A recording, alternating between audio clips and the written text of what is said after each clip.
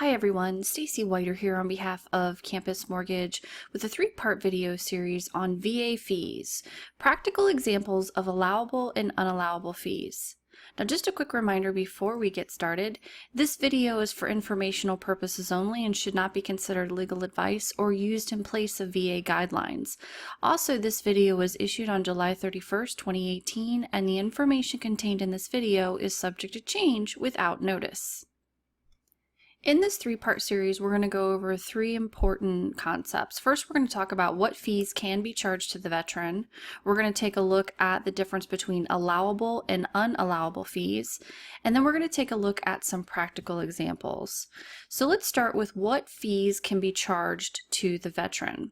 Well, the maximum is set by the VA, and it's made up of these three items. First, reasonable and customary amounts for any or all of the itemized fees and charges designated by the VA.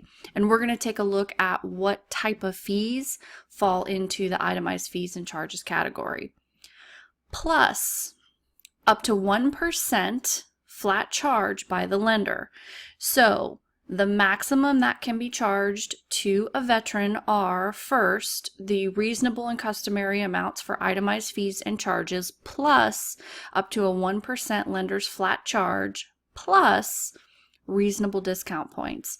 So it's important to understand that when it comes to charging fees to the veteran, the VA puts those fees into specific categories. So a particular type of fee may fall into either the itemized fees and charges category. So for an example, that would be an appraisal. Or it may fall into a category that means it needs to be charged as part of the lender's 1% if they're charging a 1% flat fee. So an example of that may be an underwriting fee.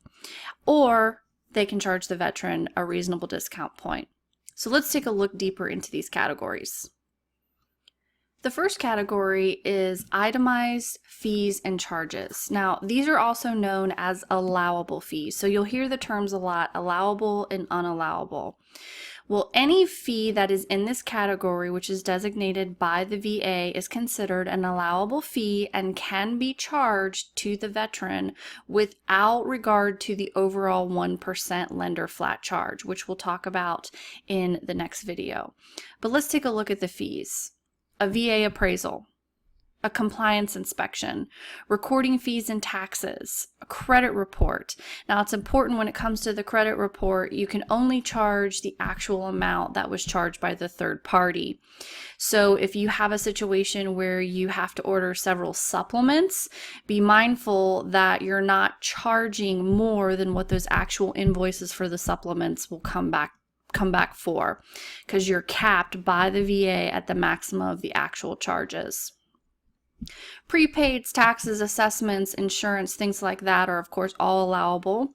Hazard insurance, flood zone determination, a survey if it's required by the lender or the veteran is allowable. Title exam, search, binder, endorsement, any kind of title related fee that has to do with the title exam is going to be allowable. Title insurance, so that's both lenders and owners if you're doing a purchase. Special mailing fees, so if it's a refi and the lender needs to mail the package away, they can charge the borrower a fee for that.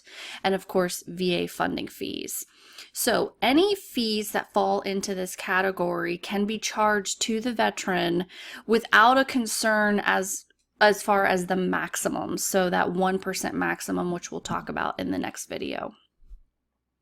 And then there can be something that's called a MERS fee. A MERS fee is just basically something that has to do on the back end with the selling the loan and things like that, so that can be charged as well. All right, so that concludes part 1 of this three-part video series. Make sure you check out part 2 and part 3.